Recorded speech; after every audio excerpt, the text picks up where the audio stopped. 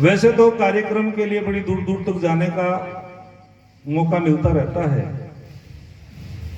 और जब हमसे पूछते हैं कि जी आपका गांव कौन सा, मैंने कि जिनंगला के पड़, बोले और पता बताओ, तो पूरा पता घटान सिंह हमारे गांव का मिलता है वही। तो घटान भी हमारा गांव है, इसमें कोई अतिशोक्ति नहीं है, और ये हमारी आर्य समाज है। लेकिन जितना आनंद अपने लोगों के बीच में बोलते समय आता है, इतना शायद दूर जाने के बाद नहीं मिलता, क्योंकि अपने जो होते हैं उनका बड़ा उत्साह, बड़ा आशीर्वाद मिलता रहता है। और जब हम दूर चले जाते हैं, लेकिन अपने लोगों के बीच में वास्तविक रूप से जब कोई कहने का, प्रवचन करने का मौका मिलता है, तो बड़ी आत्मा प्रसन्न होती है, मन खुश होता है। तो मैं थोड़ी सी बातें आपके बीच में रखता हूं। कहते हैं, आपने एक नाम सुना होगा, और उस नाम को आपने सुना भी है और टीवी में देखा भी है। अशोक भाई, नाम सुना होगा नारद मुनि। और जब नारद का नाम आता है तो हमारे मन में क्या विचारधारा आती है? जब नारद का नाटक दिखाते हैं टीवी के अंदर, बहन प्रियंका जी, तो उस टीवी में क्या उसका रूप दिखाते हैं कि नारद किसे कहते हैं जो इधर की उधर लगाता है।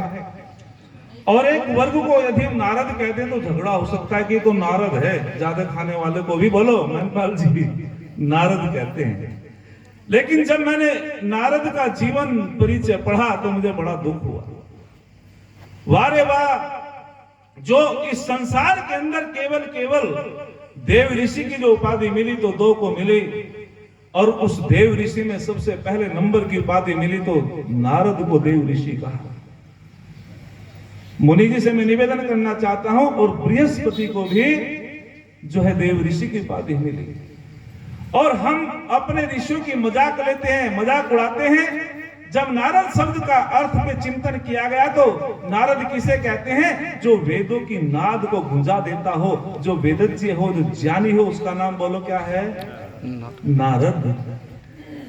और जब भगवान सनत कुमार के पास देव महर्षि नारद जाते हैं और वह कहते हैं कि मैं जो हूं वेदविद तो हो गया, लेकिन भगवान में आत्मविद नहीं हुआ। क्या मतलब समझे? मैंने वेदों को तो जान लिया, लेकिन अपनी आत्मा को बोला करो, अपनी आत्मा को नहीं जाना।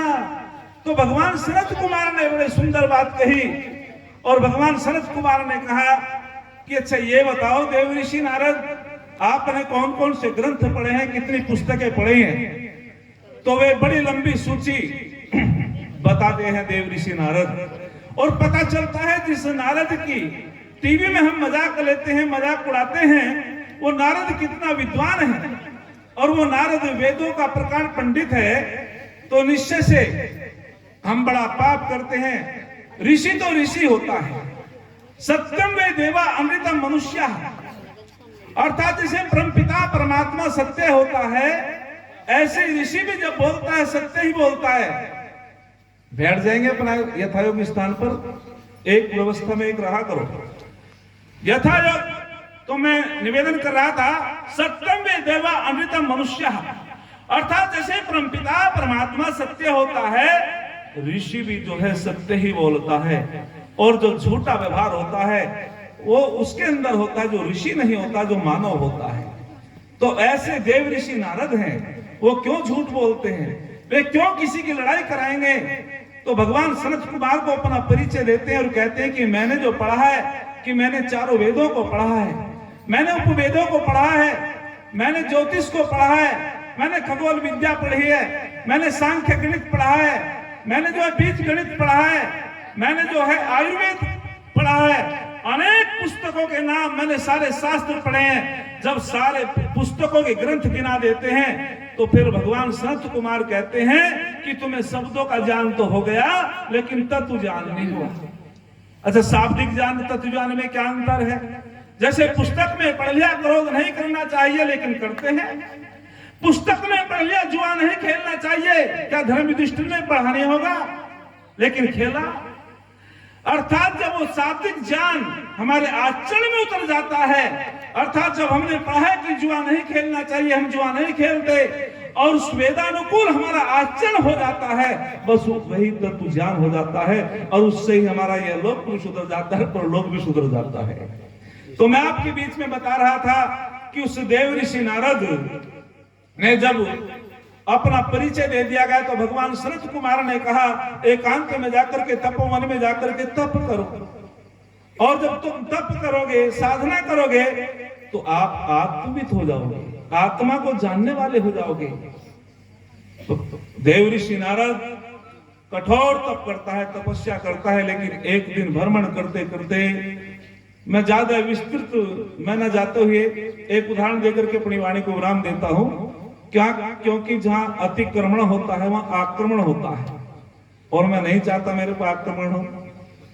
हम तो आक्रमणकारी हैं, तो नरेंद्र मुनि जी हम तो आर्यमंडल के व्यक्ति हैं, तो आक्रमण कराने वाले नहीं भाई। तो ओम बोल देना, मुझे ज्यादा बोलने का शौक भी नहीं, मेरे तो 15 दिन बहुत प्रोग्राम है। तो हाँ, तो कहने का मतलब देव ऋषि नारद उसे कहा जाता है जो वेदों की नाद को गुंजा देता हो, अर्थात जो वेदज्ञ हो, ज्ञानी हो, और जिसने अपनी आत्मा को जान लिया था, प्रकृति को जान लिया था, परमपिता परमात्मा को जान लिया था। बस कभी फिर मौका मिलेगा आपकी सेवा करेंगे। एक छंद बोल करके मैं अपनी वाणी को विराम देता हूं, क्योंकि माइक से लिपटने की मुझे आदत नहीं है। तो आइए मैं एक छंद बोलता हूं, किसी ने बड़ा सुंदर लिखा है। अरे लोग डूबते हैं अपने आप, समुद्र को दोष देते हैं। अरे लोग डूबते हैं अपने आप, समुद्र को दोष देते हैं। मंजिल न मिलने पर किस्मत को दोष देते हैं। अरे खुद तो संभल करके चलते नहीं, यदि लग जाए ठोकरे तो पत्थर को दोष देते हैं। यदि लग जाए ठोकरे तो पत्थर को दोष देते हैं। मुझे नैनपाल जी ने थोड़ा समय दिया, और मैं आभार व्यक्त करता हूं सभी का। परमपिता परमात्मा से प्रार्थना करता हूं कि हम सब मिलकर के इस आर्य समाज के प्रचार प्रसार को बढ़ाएं, युवाओं को जोड़ें, क्योंकि युवा ही हमारे देश का भविष्य होता है। जब युवा जाग जाएगा तो निश्चित रूपेण ये आर्य विद्यालय के शिविर करेंगे, आर्य समाज में आएंगे। और हमारे मुनि जी भी लगे हुए हैं, नरेंद्र मुनि जी, हमारा पूरा संगठन लगा हुआ है। तो निश्चय से हमारे आर्य समाज के सम्मेलन का प्रभाव पड़ेगा। तरुणाई के यौवन से युग का इतिहास बदलता है। तरुणाई के यौवन से युग का इतिहास बदलता है। जिधर जवानी चलती है उधर जमाना चलता है। अरे जवानी वह नहीं जो काली जुल्फों पर लुट जाए, जवानी तो वह है जो भारत माँ के चरणों पर लुट जाए। जवानी तो वह है जो भारत माँ के चरणों पर लुट जाए। इति ओम सम। आगामी कार्यक्रम आप श्रद्धा सुनेंगे। बहुत बहुत धन्यवाद।